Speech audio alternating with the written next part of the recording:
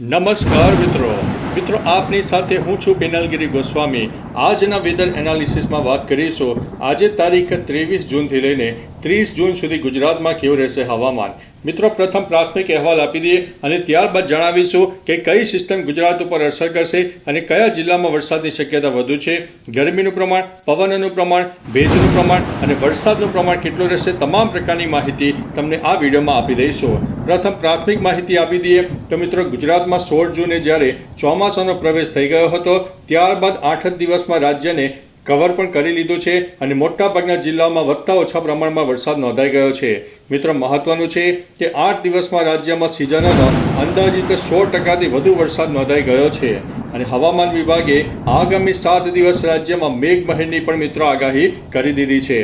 મહત્વનું છે કે આજે 23 જૂને ગુજરાતના 12 જિલ્લામાં ઓરેન્જ એલર્ટ મિત્રો આપી દેવામાં આવ્યો છે અને અમરેલી, ભાવનગર, બોટાદ, અરવલ્લી, મહીસાગર, આણંદ, પંચમહાલ, દાહોદ, વડોદરા, ભરૂચ, નવસારી અને વલસાડમાં ભારે વરસાદની મિત્રો શક્યતા વર્ણવવામાં આવી છે।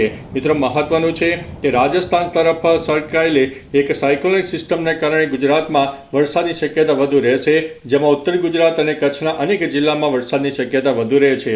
ત્યારે મિત્રો સેટેલાઇટ બેઝના માધ્યમ અને હવામાન વિભાગના વેધર એનાલિસિસના ચાર્ટના આધારે આપણે જોઈશું કે ક્યાં વરસાદની શક્યતા વધુ છે। મિત્રો મહત્વનું છે કે ગુજરાતના જુદા જુદા જિલ્લામાં ઓરેન્જ એલર્ટ હોય, યલો એલર્ટ હોય, ઉપરાંત મિત્રો કયા જિલ્લામાં વધુ વરસાદની શક્યતા છે તે પણ આ વેધર ચાર્ટમાં તમને જોવા મળશે। હવે તમને આંશિક માહિતી આપી દઈએ તો ઓરેન્જ એલર્ટ કયા વિસ્તારમાં છે અને યલો એલર્ટ કયા વિસ્તારમાં છે તેની માહિતી આપી દઈએ। ઓરેન્જ એલર્ટમાં અમરેલી, ભાવનગર, બોટાદ, અરવલ્લી, મહીસાગર, આણંદ, પંચમહાલ, દાહોદ, વડોદરા, ભરૂચ, નવસારી અને વલસાડના અનેક જિલ્લામાં ઓરેન્જ એલર્ટ આપવામાં આવ્યું છે અને યલો એલર્ટ એટલે મધ્યમથી થોડો વધુ વરસાદ થઈ શકે છે, જેમાં ગીર સોમનાથ, જૂનાગઢ, રાજકોટ, સુરેન્દ્રનગર, અમદાવાદ, ગાંધીનગર, મહેસાણા, સાબરકાંઠા, બનાસકાંઠા, ખેડા, ડાંગ, સુરત, તાપી, નર્મદા અને છોટા ઉદેપુરના અનેક જિલ્લામાં મધ્યમથી વધુ વરસાદ પણ થઈ શકે છે। મિત્રો મહત્વનું છે કે આ એક જિલ્લા રાઉન્ડ ફિગર છે, આના સિવાયના પણ મિત્રો જિલ્લામાં વરસાદની શક્યતા વધુ છે।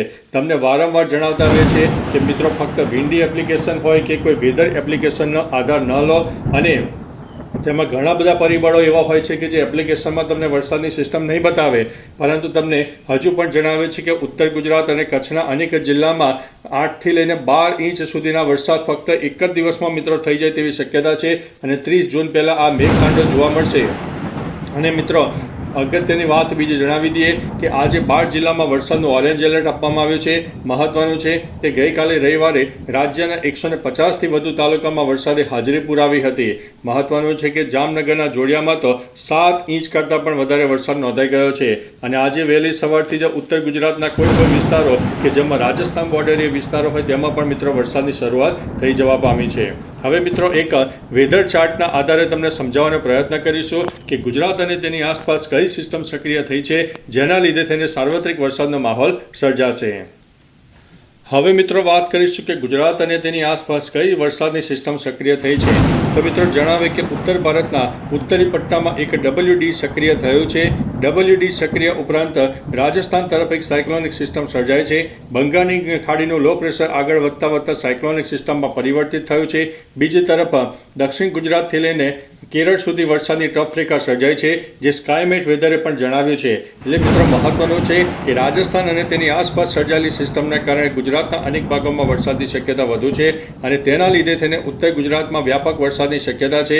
એવું મેઘતાંડવ થશે કે થંડરસ્ટોર્મ એક્ટિવિટી પણ વધારે થશે, વીજળી પણ ભયંકર થાય તેવી શક્યતા છે, એટલે થોડા સાવચેત રહેજો, એલર્ટ રહેજો। બાકી કચ્છના મિત્રો હોય, ઉત્તર ગુજરાતના મિત્રો હોય, વરસાદને લઈને ચિંતાના સમાચાર નથી। આગામી 30 જૂન સુધીમાં સાર્વત્રિક વરસાદનો માહોલ સર્જાઈ જશે।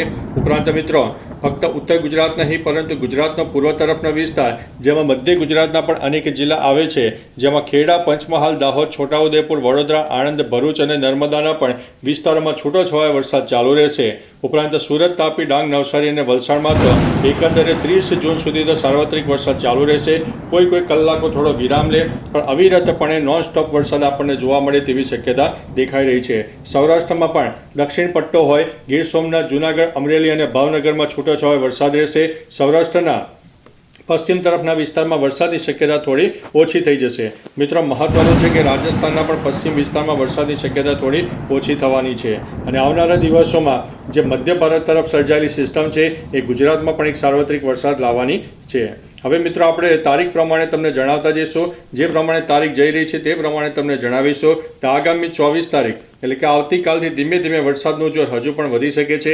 મિત્રો ભલે સેટેલાઇટ બેઝના માધ્યમથી તમને અહીં આગળ લો ક્લાઉડ ફોર્મેશન કે રેન બેઝ ફોર્મેશન ન દેખાય, પરંતુ તમને જણાવી દઈએ કે ગુજરાતમાં વરસાદની શક્યતા સક્રિય થયું છે અને એક સાર્વત્રિક વરસાદનો મિત્રો માહોલ પણ સર્જાઈ જવાનો છે.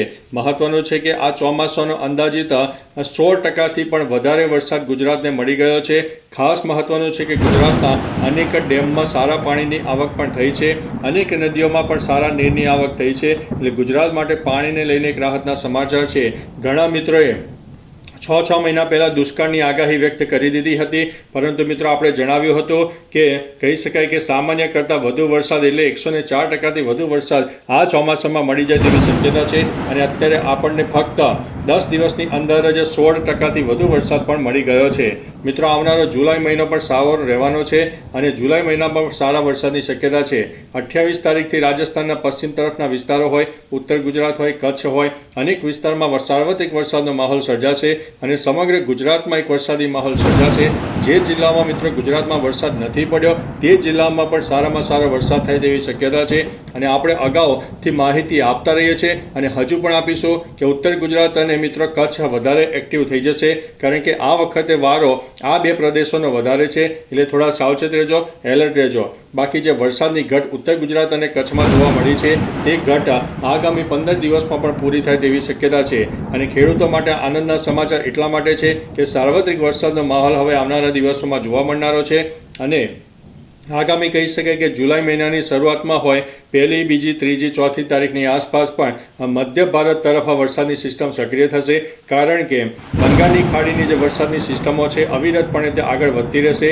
ભેજવાળા પવનો પણ મળશે, અરબી સમુદ્રના પણ ભેજવાળા પવનો બનશે, જેના લીધે તેને મધ્ય ભારત વધુને વધુ એક્ટિવ થશે અને આગામી જુલાઈ મહિનાના પ્રથમ સપ્તાહમાં પણ ગુજરાતમાં સારામાં સારો વરસાદ થાય તેવી શક્યતા છે.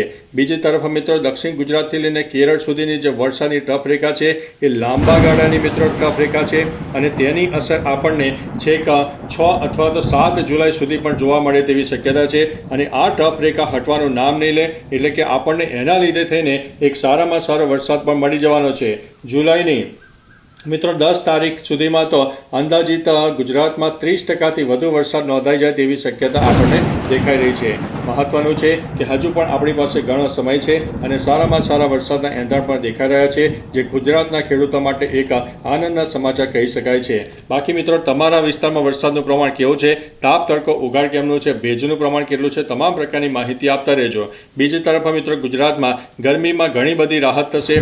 જે જિલ્લામાં મહત્તમ તાપમાન 34-35 ડિગ્રી જતું રહ્યું છે તે જિલ્લામાં મહત્તમ તાપમાન 30 ડિગ્રી કરતાં પણ નીચે જાય તેવી શક્યતા છે. બીજી તરફ મિત્રો ભેજની વાત કરીએ તો 80થી 90%ની આસપાસ ભેજનું પ્રમાણ જોવા મળે.